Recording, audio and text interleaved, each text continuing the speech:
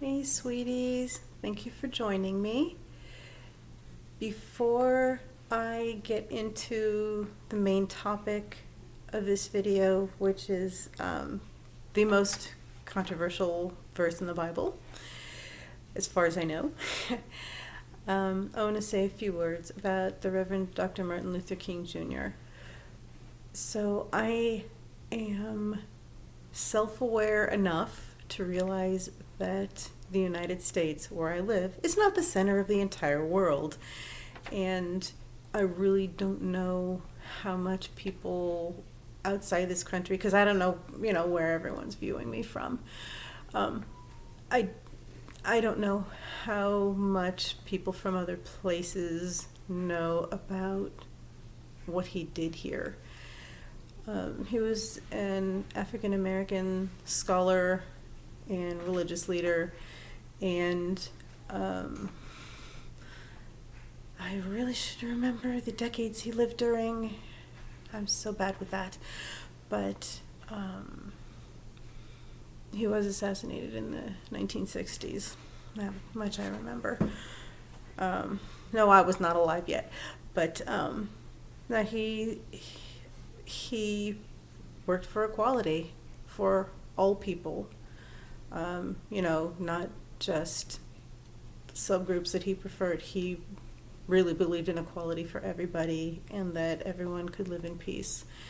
And he really put himself in all kinds of situations to help that come about. Two fun little pieces of trivia that I know about him are, and one I learned from someone else here on YouTube. So there was a gentleman who, I'm probably going to completely butcher his name, Bayard Rustin, who was an African American gay gentleman who was friends with the Reverend Dr. King. And there was also Rabbi Abraham Joshua Heschel. So these gentlemen they all worked together to make positive changes for everybody. So I thought that was important to mention and to pass on those little tidbits. I called it trivia, but I don't really think it's trivial. I think it's important. We all got to do what we can. And the Reverend Dr. King was a blessing to this world. And so it's good that on this weekend that we take to remember and honor him. To just keep in mind the work he did, the company he kept, and he literally practiced what he preached. So I'm certainly no Reverend Dr. King. Certainly not. But, I certainly aspire to live what I believe. And that led me to creating this channel and doing the kind of content that I do. And this video in particular, so I can't delay it any longer. So let's get to it. So I'm going to be talking about, it's in the book of Vayikra, that's Leviticus, chapter 18, verse 22. Before I get to the verse specifically, I want to point out, for anyone who may not be aware, Hebrew is a very, very much gendered language. Not just the nouns and adjectives, but even the verbs. So, and it would be like based on who you are speaking to. So that is important to keep in mind for this verse. And I'm looking at my notes. I have more notes for this than I have come to usually use, because I don't want to forget any detail. So I already said it's a very gendered language. I already said it's in Vayikra chapter 18, verse 22. On this particular occasion, I'm not going with my usual translation, which is the Eitz Chaim. But if you have an Eitz Chaim Chumash and you want to look it up for yourself, it's on page 691. So, and like I said, Leviticus chapter 18, verse 22. I'm also trying to commit chapter and verse to memory. I admit I'm really bad at remembering those things.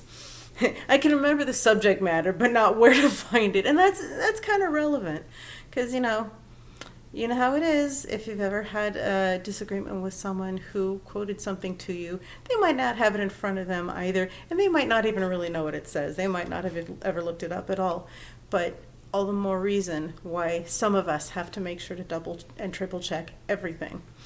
Okay, so why did I not use my usual translation for this particular verse? I didn't like the translation.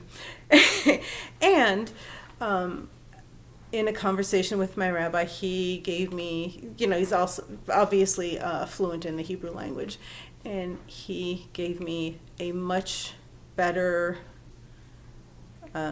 translation, I think. And do not take my word for it. Look it up for yourself. Go to multiple sources. That's fine. Talk to people who are fluent in the Hebrew language, because this is how we actually learn. Okay, so my rabbi's translation for this verse is as follows. And again, with using words as if you're speaking to a male. Don't lay down the laying downs of a female. Yes, that's a very weird set of words strung together. I know. And so the question is, what is that really supposed to mean? And yeah, I'm not even gonna get into, the popular arguments, because other people already do that. So, what does it mean to say to someone with the word forms as if you're speaking to a male, don't lay down the laying downs of a female? Well, the first thing that comes to some people's minds, and this really did jump out of the text at me. Obviously, they're talking about laying down with someone, so it is talking about people in a relationship together, a romantic and or sexual relationship. So yes, I'm a big prude. I get awkward when I talk about this stuff. Sorry. There it is. I feel sorry for my children. Anyway, yeah, the talk wasn't fun. Anyway, but yeah. Okay, I'm sorry. Awkward, stupid moment over. Here we go. So, yeah, but I really see this as just more on the same recurring biblical theme of being honest and living authentically. And I know I throw this in there every time. Please be safe. If you don't think you're safe to reveal certain things about yourself, then, get yourself out of that situation. You don't have to risk your well-being. Anyway, but yeah, so when you're entering into a relationship, or if you are planning on having a more casual encounter with someone, which I don't recommend, but that's just my opinion. That's me with my own personal rules, talking. Anyway, but yeah, just to be honest and authentic with potential partners. Whether it's that, one partner is trans and they're concerned that the other person may have a different expectation of what parts they might encounter when things get more intimate, or if someone's intersex, because a lot of people don't realize that's a thing. And I don't know if I really talked about it before here, but for those who may not know, intersex is,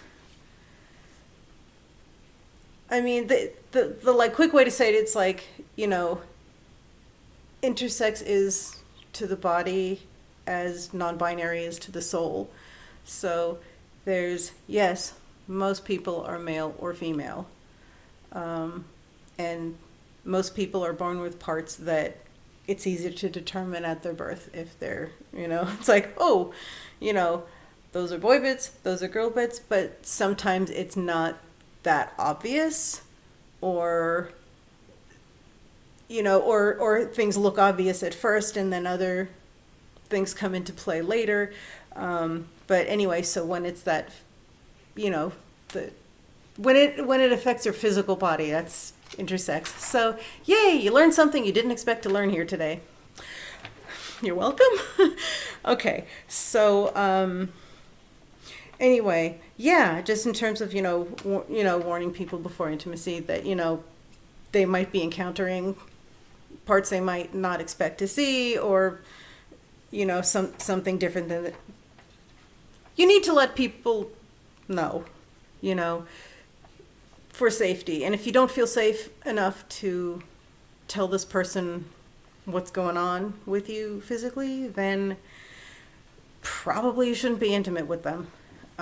Yeah, so there's that. Also, there is the issue of being honest with regard to previous intimate experiences you may have had. Some people embellish or just flat out lie for some reason. I don't understand that. Yeah, it's better to just be honest. And also, if you're someone who is questioning your gender or your sexuality, and that includes people that are on the asexual and aromantic spectrum as well, I didn't forget you. Yeah, so, and sometimes we're still figuring ourselves out and we might not know, but the thing is, it's only fair to let a potential partner know what's going on with you if you are aware of it. As you would appreciate a potential partner letting you know, right? Of course. So there is that. And something my rabbi was very enthusiastic that needed to also be mentioned was consent, because different people have different expectations, even in a intimate relationship. Everyone doesn't have the same expectations. It's like, how much does anyone want to know about Miss Naomi's younger life? Probably you don't want to know anything. No, I'm a self-proclaimed prude. I am not on the asexual spectrum by any stretch of the imagination, but I choose to be extremely cautious in my behavior in that department, because to me it just seemed like a safety thing, and also I try to avoid negative future consequences of my actions, and I can always imagine negative future consequences of my actions. So that's just me. I'm a big old prude, and so in my younger days when I was dating, I did warn potential boyfriends. Because when I started dating, was I already an adult when I started dating? No, I guess I dated someone before that. Doesn't matter. Point is, when I was dating people, I warned them that that sex wasn't going to happen. That's just not something I was going to do. And so, I didn't think it was fair to let them have that expectation if I knew ahead of time it wasn't going to happen. And, some relationships were cut short, some never started, and that's okay. Yeah, so, consent in terms of expectations, what you are hoping will happen, what you need to have not happen, that's really important. So, yes. You, in masculine form, don't lay down the laying downs of a female. Very interesting set of words put together. And this is part 1 of my take on it, because there is more to that verse, and I will unpack that another time. Thank you again for choosing to spend a little time with me today. And, click like if you liked, and I invite you to subscribe if you have not. And for those who are subscribed, I thank you and I appreciate you. And I believe I'm up to 106 subscribers, so that's kind of exciting for me. And, have a blessed day, everybody. See you next time.